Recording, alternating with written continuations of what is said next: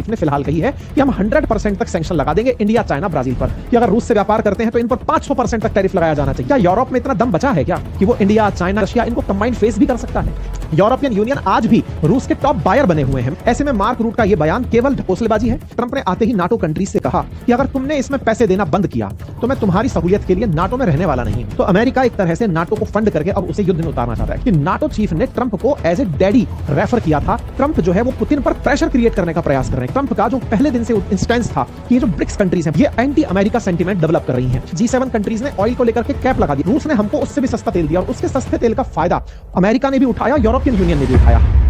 नमस्कार साथियों, स्वागत है आप सभी का अंकित इंस्पायर मीडिया पर। मैं हूं अंकित अवस्थी। जिस व्यक्ति को आप यहां तस्वीर में देख रहे हैं इनका नाम है मार्क रूट। आप हैं NATO chief, North Atlantic Treaty Organization, एक ऐसा समूह जिसे अमेरिका ने पाल पोस कर बड़ा किया ताकि वो सोवियत रूस के खिलाफ उसका उपयोग कर सके। चूंकि अब सोवियत रूस बचा नहीं तो नाटो चीफ के पास काम नहीं, और ऐसे में नाटो चीफ ने हाल ही में भारत, ब्राजील और चीन को धमकाते हुए कहा है कि यदि आप लोगों ने रूस के साथ व्यापार करना जारी रखा तो आप लोगों को 100% तक टैरिफ देना पड़ सकता है, आपको 100% सैंक्शंस झेलने पड़ सकते हैं। साथियों, यह खबर बड़ी है, और यह कितनी बड़ी खबर है इसका इस बात से अंदाजा लगा लीजिए कि दिस इज फर्स्ट टाइम जब नाटो कंट्रीज ने नॉन नाटो मेंबर्स को धमकाया हो। यह खबर बड़ी है। क्यों बड़ी है? क्योंकि भारत ग्लोबल साउथ में आता है। हमारी जो असल लड़ाई है वो नॉर्थ वर्सेस साउथ की है। नाटो या फिर विकसित राष्ट्र अपने आप को विकसित मानने का जो गर्व, दंभ पाल कर रखते हैं, और उस दंभ के चलते उन्होंने ग्लोबल साउथ को जो एक साथ धमकाया है, यह अपने आप में किसी भी प्रकार से बर्दाश्त में नहीं होना चाहिए। भारत जैसे देश को नाटो के मुखिया के द्वारा धमकाते हुए यह कहना कि यदि आप लोगों ने रूस को सरेंडर करने के लिए मजबूर नहीं किया तो आपके ऊपर सेकेंडरी सैंक्शंस लग जाएंगे। यह व्यक्ति वही है जो 2 दिन पहले आप लोगों ने ट्रंप के साथ सीट साझा करते हुए देखा था। ऐसे में भारत पहले तो ट्रंप को सुनता आया कि भारत पाकिस्तान के बीच में ट्रेड नेगोशिएट करा करके ही मैंने युद्ध रुकवाया, तो क्या भारत अब ट्रंप के बाद नाटो मुखिया की भी सुनेगा? जाते हैं कि इन्होंने बाजार में इतना पैसा डुबो दिया, लेकिन कुछ लोग एक्टिव ट्रेडर बन करके बढ़िया लाभ कमाते हैं। मेरा उद्देश्य आपके साथ इस कोर्स को साझा करने का केवल इतना है कि आपकी अज्ञानता आपको कर्जदार ना बना दे, आपको नुकसान में ना ले जाए। इसीलिए अगर आप चाहते हैं फाइनेंशियली लिटरेट होना, ये समझना कि आफ्टर ऑल फाइनेंशियल ऑप्शंस काम कैसे करते हैं, फ्यूचर एंड ऑप्शंस क्या होता है, डिलीवरी ट्रेड क्या होता है, शेयर खरीदा कैसे जाता है, बेचा कैसे जाता है, कैंडल्स वर्क कैसे करती हैं, मार्केट का लोग पता कैसे लगाते हैं कि ये ट्रेड ऊपर जाएगा या बाजार आज नीचे आएगा, किस तरह से फंडामेंटल्स काम करते हैं, फंडामेंटल्स ऑफ स्टॉक क्या हैं, समझने के लिए आप चाहकर जुड़ सकते हैं फंडामेंटल ऑफ स्टॉक मार्केट हमारे कोर्स में, जिसका लिंक एप्लीकेशन में उपलब्ध है। एप्लीकेशन का लिंक कमेंट में उपलब्ध है, बातें बाजार की एप्लीकेशन। आइए आगे बढ़ते हैं साथियों।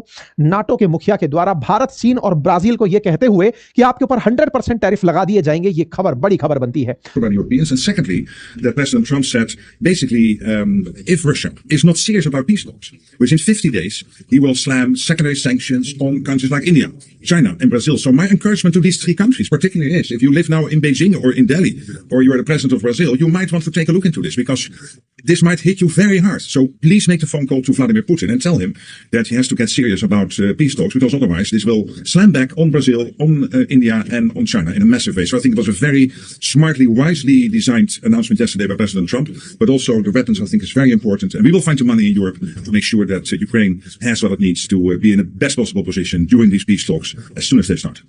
आपको याद होगा ये वही मुखिया है जो 2 दिन पहले ट्रंप के साथ हमें कुर्सी पर बैठा जब दिखाई दिया था, उस समय ट्रंप ने इसी के सामने कहा था, क्या कहा था कि हम यूक्रेन को लॉन्ग रेंज वेपन देने की तैयारी कर रहे हैं। वहीं दूसरी ओर अगर अमेरिका चाहे तो 50 दिन की रूस को मोहलत दे सकता है। इसी के ऊपर हमने 50 दिन का अल्टीमेटम वर्ड यूज किया था। रूस को कहा गया था कि 50 दिन के भीतर भीतर आप या तो सरेंडर करो, अदरवाइज यूक्रेन को लॉन्ग रेंज मिसाइल दे दी जाएंगी। और लॉन्ग रेंज मिसाइल के लिए मैंने कल के सेशन में जिक्र करते समय बताया था कि लॉन्ग रेंज मिसाइल पर रूस का पहले से यह कहना रहा है कि यदि किसी भी देश ने हमारे खिलाफ यूक्रेन को लॉन्ग रेंज मिसाइल दी तो मैं उसका भी युद्ध में शामिल होना स्वीकारूंगा, कि वो भी युद्ध में शामिल हो चुका है, और ऐसा होते ही मैं उस देश को भी निशाना बना सकता हूं। ऐसे में 50 दिन का जो अल्टीमेटम ट्रंप ने रूस को देकर रखा हुआ है, इस अल्टीमेटम में दबाव टैक्टिक्स अपनाई जा रही हैं, और उन दबाव टैक्टिक्स में इस व्यक्ति के द्वारा भारत, ब्राजील और चीन को एक साथ यह कहते हुए कि आप रूस के साथ व्यापार बंद कर दीजिए, 50 दिन की मोहलत एक तरह से इन्होंने हमें भी दे दी है। बाय द वे, नाटो क्या है हल्का सा इसके बारे में जान लीजिए, सो दैट आपको इस कलेश की असली वजह समझ में आ जाएगी। साथियों, नाटो जब सेकंड वर्ल्ड वॉर खत्म हुआ था ना, उस समय पर दुनिया दो धड़ों में बट गई थी। सेकंड वर्ल्ड वॉर के बाद विजेताओं में एक साथ शामिल थे सोवियत रूस और यूएसए, लेकिन यूएसए अपने आप को पूंजीवादियों का गुरु मानते हुए या लीडर मानते हुए लीड कर रहा था। वहीं सोवियत रूस अपने आप को लेकर चल रहा था कि भाई मैं साम्यवाद का प्रवर्तक बनकर चलूंगा। दोनों की विचारधाराएं अलग थी, लेकिन जीत लो, क्योंकि नाटो का जो आर्टिकल नंबर 5 है उसके अनुसार अगर यूक्रेन पर हमला हुआ तो ये 32 देश अपने ऊपर हमला मानेंगे और मान करके एक ही बार में रूस के खिलाफ टूट पड़ेंगे। पुतिन ने यूक्रेन को शामिल होने से पहले पहले ही धर दबोचा कि बेटा तुम जब तक एंट्री करोगे उससे पहले ही मैं तुम्हारे खिलाफ कार्रवाई कर देता हूं। यानी कि एक तरह से रूस ने यूक्रेन को नाटो के पास जाने ही नहीं दिया, जाने के नाम पर ही पीट दिया। ऐसे में नाटो के साथ ना आते हुए भी यूक्रेन जो है वो फंस गया। अब एक तरफ से नाटो कंट्रीज के साथ जाने का दर्द वो भुगत रहा है, ऐसे में उसे वो कैसे बचाएं, इसलिए नाटो धमकाने का प्रयास कर रहा है। और धमकाते धमकाते वो दुनिया के 32 जो देश हैं ये अपने अपने स्तर पर चोरी छुपे यूक्रेन की मदद कर रहे हैं। खुलेआम कोई मदद नहीं करता, लेकिन मिलिट्री सहायता के नाम पर यह सहायता अपनी तरफ से भेजे जा रहे हैं। इन दोनों के बीच में फंसा हुआ जो नाटो है, असल मायने में वो एक और संघर्ष से इन दिनों गुजर रहा था। और वो क्या था? ट्रंप जैसे ही आए, ट्रंप ने आते ही नाटो कंट्रीज से कहा कि आप लोग पूरी तरह से मुझ पर निर्भर हो, क्योंकि नाटो वास्तविकता में बना भी अमेरिका की चाहत पे था। लेकिन अमेरिका ने जहां शुरुआत में तो इन देशों को इकट्ठा किया यह कहकर के कि चिंता मत करो, सब मिलकर के एक साथ युद्ध करेंगे, लेकिन वहीं वो अमेरिका ट्रंप के नेतृत्व में नाटो कंट्रीज को यह कहते हुए धमका दिया कि अगर तुमने इसमें पैसे देना बंद किया तो मैं तुम्हारी सहूलियत के लिए नाटो में रहने वाला नहीं हूं, मैं अपनी सुरक्षा खुद करना चाहता हूं। ट्रंप ने शुरुआती दिनों में ही यह कह दिया था कि यदि हर देश ने अपनी जीडीपी का 5% नाटो के फंड में नहीं डाला तो मैं तुम लोगों की सुरक्षा की जिम्मेदारी नहीं लूंगा। एक तरह से बार्गेनिंग करते हुए ट्रंप ने नाटो कंट्रीज से फंड इकट्ठा करवा लिया। अब फंड तो इकट्ठा हो गया, अब उस पैसे का करें क्या? पैसे के लिए जरूरी होता है युद्ध में उतर रहना। तो अमेरिका एक तरह से नाटो को फंड करके अब उसे युद्ध में उतारना चाहता है। क्या आर्टिकल 5 आज तक यूज में आया है? क्या आया है? अमेरिका ने ही यूज किया था नाटो फोर्सेस का पूरा की पूरा फंड, या फिर कहिए उनका साथ, जब उसे अफगानिस्तान में अलकायदा के खिलाफ जाना था। ऐसे में आज का सवाल यह है कि नाटो जो कि इस समय दिशाहीन था, पहचान के संघर्ष में था, क्योंकि अमेरिका ने जिसे धमका रखा था, अब मार्क रूट के नेतृत्व में यह सुन रहा है कि यदि किसी ने रूस के साथ व्यापार किया तो उसे सैंक्शन भुगतने होंगे। सैंक्शन क्या नाटो लगाएंगे? क्या नाटो कंट्रीज भारत पर या चाइना पर सैंक्शन लगाएंगे, या फिर यह व्यक्ति बोल किसी और के शब्द रहा है? यह जानना बहुत ज्यादा जरूरी है। मेरे प्यारे साथियों, आपको याद होगा यूक्रेन जो है वो पहले से नाटो के साथ रहा है, नाटो का अलाई बनने का प्रयास किया है। जो भी नाटो चीफ होते हैं ये इन देशों में से किसी ना किसी देश के बड़े मुखिया रहे होते हैं। जैसे फिलहाल जो मार्क रूट हैं ये कभी प्राइम मिनिस्टर ऑफ नीदरलैंड रहे थे, प्राइम मिनिस्टर ऑफ नीदरलैंड थे। इनसे पहले जो जेंस स्टोलबर्ग थे वो प्राइम मिनिस्टर ऑफ नॉर्वे थे। ये जो लोग होते हैं, जैसे पहले स्टोलनबर्ग थे, ये बाइडेन के बहुत करीबी माने जाते थे, क्योंकि इन्हें बाइडेन ने अपनी तरफ से हाईएस्ट सिविलियन ऑनर भी दिया था। अब जो ये मार्क रूट हैं, ये 2018 में ट्रंप के कार्यकाल में अमेरिका एक बार गए थे। उस समय पर मार्क रूट नीदरलैंड के प्रधानमंत्री हुआ करते थे। नीदरलैंड डच के नाम से जाना जाता है, होलैंड के नाम से जाना जाता है।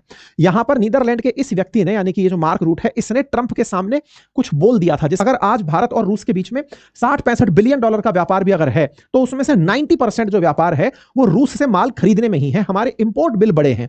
ऐसे ही अगर चाइना की बात करें तो वो लगभग 250 बिलियन डॉलर का रूस से व्यापार करता है, जिसमें ऑयल परचेज सबसे ऊपर आता है। रही बात ब्राजील की, वो तो चने में घुन के समान पिसा है, क्योंकि ताजा ताजा आपको मैंने बताया था कि ब्राजील और ट्रंप की बन नहीं रही है। जो लूला डी सिल्वा है ब्राजील के राष्ट्रपति, वो ट्रंप के खिलाफ हो रखे हैं। तो मार्क रूट ने ब्राजील को भी इसीलिए लपेट लिया कि तुम ना ट्रंप के खिलाफ थे, इसलिए तुमको भी हम सैंक्शन में लाद सकते हैं अगर तुमने रूस से संबंध नहीं तोड़े। किस तरह के संबंध? ब्राजील का रूस के साथ जो व्यापार है वो मात्र 13-14 बिलियन डॉलर के आसपास का है। ऐसे में फिर भी इसको धमका दिया गया ब्राजील को कि तुमने अगर संबंध नहीं तोड़े। असल मायने में ट्रंप का जो पहले दिन से इंस्टेंस था कि ये जो ब्रिक्स कंट्रीज हैं, ब्राजील, रशिया, इंडिया, चाइना और साउथ अफ्रीका, ये एंटी अमेरिका सेंटीमेंट डेवलप कर रही हैं। तो ब्रिक्स के अंदर ब्राजील को धमका दिया गया, चाइना को धमका दिया गया, इंडिया को धमका दिया गया। किसके साथ देने के लिए? रशिया का साथ देने के लिए। बचा कौन? South Africa. साउथ अफ्रीका के रामफोसा को तो टेबल पर बिठा के धमकाया है, और मस्क को यह तक कह दिया कि तुम बेटा साउथ अफ्रीका जाने वाले हो क्योंकि तुम आए वहीं से थे। एक तरह से ब्रिक्स कंट्रीज को अमेरिका बहुत बुरी तरह से, या कहिए तो ब्रिक्स कंट्रीज अमेरिका को बहुत बुरी तरह चुभ रहे हैं, क्योंकि ये धीरे धीरे ग्लोबल साउथ के लीडर बनते जा रहे हैं। उन देशों के लीडर बन रहे हैं जिन देशों को पहले कभी किसी ने हाशिए पर छोड़ा हुआ था। अब ये देश धीरे धीरे बड़े होते जा रहे हैं और इन लोगों की लीडरशिप को चैलेंज कर रहे हैं। यदि आप चाहते हैं कि आप म्यूचुअल फंड में निवेश करें, क्योंकि एक्टिव ट्रेडर होने के लिए आवश्यक है कि आपके पास समय हो। ऐसे में आप समय अभाव में हैं, आप जॉब करते हैं, लेकिन आप चाहते हैं कि मेरा पैसा मेरे लिए काम करे। आप जब फुर्सत में हो उस समय भी आपका पैसा आपके लिए किसी इक्विटी का हिस्सा बनकर या किसी डेट का हिस्सा बनकर आपका रखा धन बढ़ा रहा हो, तो ऐसे में आप लोगों के लिए जरूरी है हमारा ये कोर्स जो कि म्यूचुअल फंड पर आपकी समझ विकसित करता है। म्यूचुअल फंड कौन से आपके लिए उपयुक्त होंगे? अगर आप पेंशन पर जाने वाले हैं या बच्चों की पढ़ाई के लिए लेने वाले हैं, अपने विवाह की तैयारी करने वाले हैं या अपने फर्दर ड्रीम को पूरा करना चाहते हैं, म्यूचुअल फंड आपके लिए कैसे सहयोगी हो सकते हैं, किस तरह के म्यूचुअल फंड बेस्ट हो सकते हैं, इस पर मैंने डिटेल एक कोर्स प्लान किया हुआ है। आप उसे जाकर ज्वाइन कर सकते हैं। और दोनों course, fundamental of stock market और फंडामेंटल ऑफ म्यूचुअल फंड्स, अगर आप इन दोनों को एक साथ परचेज करते हैं तो ये आपको बहुत ही किफायती दरों पर उपलब्ध होते हैं बातें बाजार की एप्लीकेशन पर। लिंक कमेंट बॉक्स में पिन है, अभी जाइए। भारत ने रूस से तेल खरीदा, यह सत्य है, लेकिन भारत रूस से तेल खरीदकर ना केवल खुद का बल्कि दुनिया का भला किया, यह दूसरा सत्य है। ऐसा मैं क्यों कह रहा हूं? क्योंकि वॉर टाइम में, जब से फरवरी 2022 से संघर्ष चल रहा है, भारत के द्वारा कई मंचों पर, भारत के विदेश मंत्री के द्वारा, भारत के मतलब तमाम जो लोग हैं, डिग्निटरीज हैं, उन सब ने यही कहा कि हम ऑयल केवल खुद के लिए नहीं खरीद रहे। हमारे जैसा देश जो 85% ऑयल इंपोर्ट करता है दुनिया के 40 देशों से, हम ऑयल इंपोर्ट करते हैं और अलग अलग देशों से करते हैं। सस्ता तेल इंपोर्ट करके हम दुनिया में प्राइस की जो डिमांड एंड सप्लाई के चलते, डिमांड जब इंक्रीज हो रही हो और प्राइस बढ़ जाए, तो हमने प्राइस को कंट्रोल रखने में कंट्रीब्यूट किया है। अगर हम गल्फ कंट्रीज पर या अन्य 40 देशों पर तक सहेगी टैरिफ के नाम पर हम कब तक जलील होते रहेंगे? अब तक 20-25 बार अमेरिका यह बोल चुका है कि भारत पाकिस्तान के बीच में युद्ध मैंने टैरिफ के नाम पर रुकवा दिया, ट्रेड के नाम पर रुकवा दिया। अब ये व्यक्ति फिर निकल कर आए थे, इनके बाद में अब जैसे ही ये मार्क रूट आकर गए हैं, इनको कहलवा दिया कि तुम बोल दो ये वाली बात। पहले 500% टैरिफ की धमकी दी गई थी, अब 100% टैरिफ की धमकी दी गई। Tariff tariff tariff tariff, America लगातार टैरिफ को वेपन के रूप में यूज में ले रहा है। इस व्यक्ति को भी जब इन्होंने पहले धमकाया था कि हम तुम्हारे ऊपर टैरिफ लगा देंगे, तो पलट गए थे। लूला जी हैं, ये आपको याद होगा, ब्राजील के राष्ट्रपति हैं। इन्होंने ट्रंप से कहा था कि अगर आपको लगता है कि किसी सॉवरेन कंट्री के साथ आप कुछ कर सकते हैं, गलतफहमी निकाल दीजिएगा। अब भाई साहब इनको भी वापस से धमका दिया गया कि तुम्हारे साथ गलत कर देंगे। तो मार्क रूट का यह कहना जो है वो किसी भी तरह से वर्ल्ड ऑर्डर के अनुसार सही नहीं है। क्यों नहीं है? क्योंकि 2 दिन बाद आप नाटो चीफ नहीं रहेंगे भाई, कभी ना कभी तो आपको जाना ही है, वापस अपने देश लौट कर जाओगे। किस कैपेसिटी से आप दुनिया के अंदर मुंह दिखाओगे? आज ट्रंप को खुश करने के लिए, जिन्हें तुमने डैडी कहा, लिटरल सेंस में यह व्यक्ति डैडी बोला है भाई, जिसको तुमने डैडी कहा, आज उसको खुश करने के लिए तुमने इतनी हदें पार कर दी। लेकिन क्या यूरोप में इतना दम बचा है क्या कि वो इंडिया, चाइना, इनको कंबाइंड, रशिया, इनको कंबाइंड फेस भी कर सकता है? क्या ये 3 देश अगर मिल जाएं तो यूरोप में इतनी क्षमता बची है कि वो तुम्हारे जैसे नेता को बचा के बाद में ले जाएगी? इसे ये सोचना चाहिए था। और यही कारण है कि इसके बयान की अब निंदा हो रही है। लोग इसको उठा उठा करके पूछ रहे हैं कि रूट तुमने ये क्या कर दिया? तुम जिस तरह का सवाल पॉइंट बोल दिए हो, तुम्हें बचना चाहिए था। ट्रंप के शब्दों को तुम्हें नहीं बोलना चाहिए था। अपनी नौकरी चलाए रखने के लिए ट्रंप को खुश करना था, पुराने 2018 के पाप मिटाने थे, इसके लिए टीआरपी गेम में नहीं उतरना था। तुम्हें पता नहीं, तुम यूरोप को संकट में डालकर चले आए हो। तुम्हारे चक्कर में आने वाले समय में अगर ये लोग गलत कार्रवाई कर दिए, ये देश एक होकर के सप्लाई चेन बाधित कर दिए या फिर अपना बाजार रोक दिए, तो यूरोप की स्थिति खराब हो जाएगी। ये तमाम प्रकार के जो वैल्यूज हैं वो निकल कर आते हैं। एक ट्वीट बड़ा अच्छा निकल कर आया जिसमें यह बात साफ मेंशन की गई कि नाटो चीफ ने भारत के साथ जो बर्ताव किया वो तो सराहनीय है ही नहीं। इसके अलावा यूरोपियन यूनियन खुद 7% तेल आज भी रशिया से मंगा रहा है। हंगरी और स्लोवाकिया जो कि ऑलरेडी इसके साथ तेल मंगा रहे हैं, क्या उन्हें सैंक्शन किया जाएगा? टर्की जो कि बड़ी मात्रा में रूस का तेल मंगाता है और वो खुद एक नाटो कंट्री है, क्या नाटो कंट्री उसके खिलाफ कुछ बोल पाएंगे? तो जब ये रशिया के खिलाफ होने के नाम पर अपने नाटो मेंबर्स को, जो यूरोपियन यूनियन सदस्य हैं या फिर जो इसके नाटो अलाइज हैं, उनको नहीं कुछ कहते, तो भारत को किस मुखौटे से कह पाते हैं? पर कुल मिलाकर के प्रेशर टैक्टिक्स हैं। भारत इस बात को समझता है, भारत समझता है, इसीलिए बहुत सारे मंचों पर यह कहता है कि यूरोप को कई बार लगता है कि उनकी प्रॉब्लम दुनिया की प्रॉब्लम है। यह बात गलत है। भारत के विदेश मंत्री ने भी कई बार कहा है और पेट्रोलियम मंत्री ने भी कहा है। पेट्रोलियम मंत्री ने तो हाल ही में ताजा बयान देते हुए कहा कि हम किसी एक देश से तेल नहीं मंगाते, हम 40 देशों से तेल मंगाते हैं। और जब हम 40 देशों से तेल मंगाते हैं तो ऐसे में यह कहना कि हम रूस से तेल मंगा करके अपना भला कर रहे हैं, हम दुनिया का भला कर रहे हैं, हम डिमांड सप्लाई में डिमांड और सप्लाई को मेंटेन कर रहे हैं ताकि दुनिया को तेल सस्ता उपलब्ध हो सके। और यह बात हमसे अमेरिका ने खुद स्वीकारी है कि हां आप तेल लेते रहिए ताकि दुनिया को प्राइस कम मिलेगा। एक और तर्क है, मैंने आपको थोड़े दिन पहले दिया था, रूस के साथ हमारा तेल लेना इनको दिखाई देता है, लेकिन आपके सामने मैं कुछ ऑप्शंस देता हूं। जैसे ऑयल के जो और प्रोडक्ट्स हैं उसमें तुर्की जो कि एक नाटो कंट्री है वो टॉप पर आता है रूस से आज भी सामान परचेज करने वालों में। क्रूड ऑयल में चाइना, कोल में चाइना, एलएनजी के अंदर यूरोपियन यूनियन टॉप पर आता है, पाइपलाइन गैस में यूरोपियन यूनियन टॉप पर आता है जो कि नाटो मेंबर्स भी हैं। ऐसे में और प्रोडक्ट्स में हम केवल एक जगह पर हैं और वो केवल ऑयल है। ऑयल के अलावा अन्य प्रोडक्ट्स में खुद टर्की जो कि एक नाटो मेंबर है, एलएनजी के अंदर, लिक्विड नाइट्रोजन गैस के, लिक्विड नेचुरल गैस के अंदर यूरोपियन यूनियन आज भी रूस के टॉप बायर बने हुए हैं। मैंने आपको पहले भी बताया था कि चाइना के द्वारा माल परचेज किया गया, यह सत्य है, लेकिन बहुत सारे ऐसे प्रोडक्ट हैं जिन्हें अमेरिका भी आज तक परचेज कर रहा है। मैं आपको बताया था मास्को टाइम्स की एक खबर के हवाले से 2 महीने पहले की कि जिस एनरिच्ड यूरेनियम के नाम पर अमेरिका ने ईरान को छलनी कर दिया कि तुम एनरिच्ड यूरेनियम बना रहे हो, वो एनरिच्ड यूरेनियम खुद अमेरिका रशिया से आज भी परचेज करता है। भाई एनरिच्ड यूरेनियम फ्यूल रशियन वार मशीन। और यह बात अल्टीमेटली बहुत बड़ा इनका दोहरा चरित्र विदेश मंत्री के माध्यम से, प्रधानमंत्री के माध्यम से पुरजोर तरीके से विरोध किया जाना चाहिए। बाकी आप लोग क्या सोचते हैं इस विषय पर अपनी राय कमेंट बॉक्स में जरूर रखें।